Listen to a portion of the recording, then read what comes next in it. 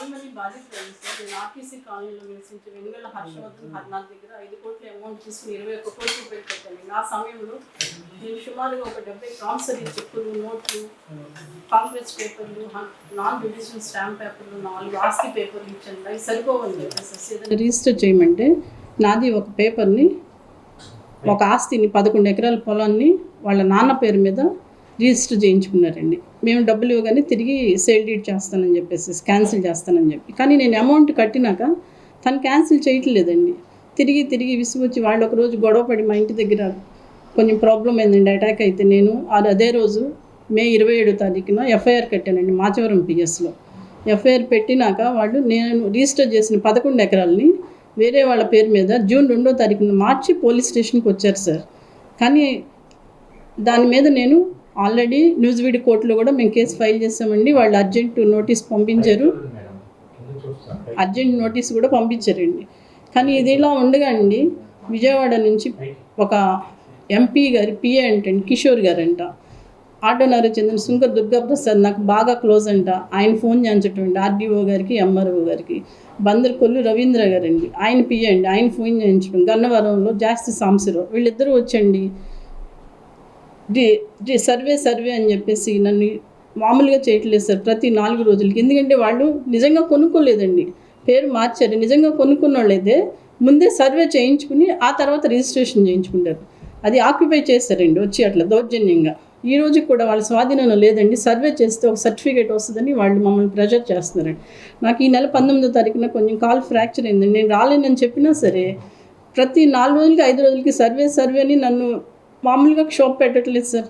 అసలు అయినా కానీ బాపులపాడు మండలంలో ఉన్న పొలానికి విజయవాడ ఎంపీ గారి పిఏకి ఏం పని అండి, నాకు అర్థం కావట్లేదు.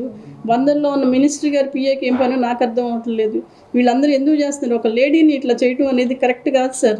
నేను ఎంతోమంది అధికారుల దగ్గర తిరిగానండి, కానీ రాజకీయంగా బలం ఉంటేనే పని అవుతుంది, లేదా రౌడీజం అన్నా ఉండాలి, ఉంటేనే ఏపీలో మనం బతకగలం, లేకపోతే బతకలేం అనేది అయితే నాకు వచ్చేసిందండి. నన్ను మామూలుగా హింస పెట్టట్లేదు సార్. పొలం దగ్గర గన్నవరంలో ఉన్న మంత్రి గారి అనుచరుడు అయితేనండి, ఆయన అనుచరుడు అండి తుమ్మల ఉది, వీళ్ళందరూ పొలంలోకి వచ్చి నాన్న గొడవండి, తాగటం, ఇచ్చేయటం, మా పని ఆడవాళ్ళు వర్క్ చేసుకుంటుంటే వాళ్ళని రకరకాల మాటలు మాట్లాడటం, వాళ్ళల్లో వాళ్ళు కొట్టుకుని మా మీద కేసులు పెట్టేటువంటి, మాట్లాడితే 112 పిలవటం, పోలీసులు రావటం, వీళ్ళందరూ చెల్లచెదురు అవటం. అసలు ఒక రౌడీజంగా ఉందండి. ఇప్పటివరకు గన్నవరం నియోజకవర్గం ప్రశాంతంగా ఉందనుకున్నానండి, కానీ లేదు. ఇప్పుడు వీళ్ళు ఎంటర్ అయ్యారండి. మీకు దానికి సాక్ష్యం కూడా నేను చూపిస్తానండి. నిన్న జరిగింది ఇన్సిడెంటు చేలో, మీకు అది కూడా నేను చూపిస్తాను మీకు వీడియో. ఆ గన్నవరం నియోజకవర్గంలో కూడా ఇట్లా జరుగుతుందండి. ఇంకా అసలు ఇప్పుడు పొలంలోకి వెళ్ళడానికి కూడా నాకు భయంగా ఉందండి.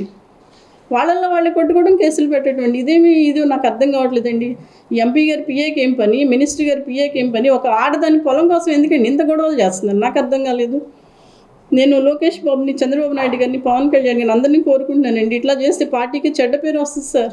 మేము ఓటేసి గెలిపించింది ఎంపీ గారు ఇట్లాంటి అరాచకాలు చేయమని కాదండి. నేను కూడా వెళ్ళి కలవలేదండి, కలుద్దాం అనుకుంటున్నానండి ఎంపీ గారిని కూడా. ఎందుకండి ఇట్లా చేయడం? మరీ ఇంత ఒత్తిడి అండి, ఇంత ఒత్తిడి చేసి రిజిస్ట్రేషన్ చేయించి ఇమిటేషన్కి వాళ్ళే ఫోన్లు, రిజిస్ట్రేషన్కి వాళ్ళే ఫోన్లు, సర్వేలకి వాళ్ళే ఫోన్లు, ఎంపీ గారు వాళ్ళు, మినిస్టర్ గారు వాళ్ళు, పిఎల్ దీనికే ఉన్నారా ఏంటండి? నాకు అర్థం కాలేదు. ఈ పనులు చేయడం కోసం ఉన్నారు, ప్రజల పనులు చేయడం కోసం ఉన్నారు, అర్థం కావట్లేదండి. మీకు దీనికి ఉదాహరణ కూడా నేను చూపిస్తానండి, ఒకసారి వీడియో చూపిస్తాను చూడండి. ఇది నిన్న రీసెంట్గా జరిగిందండి. పొలంలోకి వెళ్ళాలన్నా కూడా వెళ్ళలేకపోతున్నాం సార్.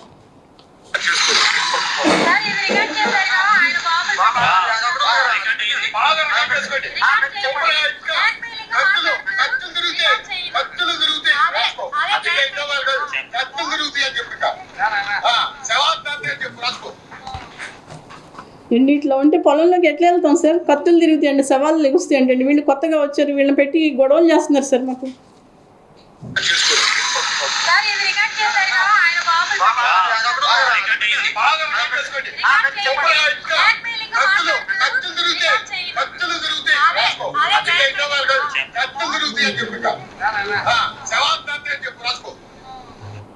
చేలోకి వెళ్తే ఇది చేస్తారంటండి. ఎట్లా వెళ్ళాలో కూడా మాకు తెలియట్లేదండి. ఈ పొలం దాటి పక్కన ఇంకో 11 ఎకరాలు అందులోకి వెళ్తే ఇది జరుగుతుందంటండి. నా డిమాండ్ ఏం లేదు సార్. వాళ్ళ కాల్మనీలో నేను కేసు పెట్టిన వాళ్ళని అరెస్ట్ చేయాలండి. వాళ్ళతో పాటు చనుగుండ్ల సుధార్ అని, చనుగుండ్ల సుబ్బారావు గోపి వాళ్ళని కూడా అరెస్ట్ చేయాలి సార్. అరెస్ట్ చేసి నా పొలం రిజిస్ట్రేషన్ క్యాన్సిల్ చేయాలి సార్. నేను దానికోసం చంద్రబాబు నాయుడు గారిని, లోకేష్ బాబు గారిని, పవన్ కళ్యాణ్ గారిని జగన్ బాబు గారు అందరినీ అడుగుతున్నానండి, బీజేపీ గారు అందరికీ నేను మొక్కుతున్నానండి నాకు న్యాయం చేయమని. నేనే కష్టపడి కొనుక్కున్నదండి, అది మాకు వాళ్ళకి ఆక్యుపై చేసుకుంది కదండి. కష్టపడి కొనుక్కున్న వాళ్ళకి తెలుస్తుంది దాని కష్టం విలువ. ఇంత దౌర్జన్యంగా ఇట్లా ఉంటే ఏం బతుకుతామండి? నాకు లైఫ్ అండ్ డెత్లో ఉందండి. ఏమీ జరగకపోతే ఏదో ఒకటి చేసుకుని చచ్చిపోవటమే. ఇప్పుడు ఇట్లాగే ఉందండి. అంత రాజకీయంగా బలం ఉండాలి, రౌడీజంగా బలం ఉంటేనే. నానా గొడవలండి, అసలు లోపలికి వెళ్ళలేకపోతున్నాను సార్.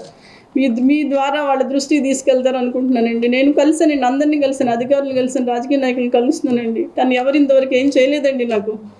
నాకు ఆ పొలం రిజిస్ట్రేషన్ క్యాన్సిల్ చేసి నా పేపర్లు నాకు అప్పచెప్పాలి సార్. నాకు రక్షణ కావాలండి. వాళ్ళు చూడండి ఎట్లా మాట్లాడుతున్నారు, మీరు వీడియో మీకు చూపించాను. పొలం దగ్గరికి వెళ్ళాలన్నా కూడా భయం వేస్తుందండి, వర్కర్లు కూడా ఉండలేకపోతున్నారు.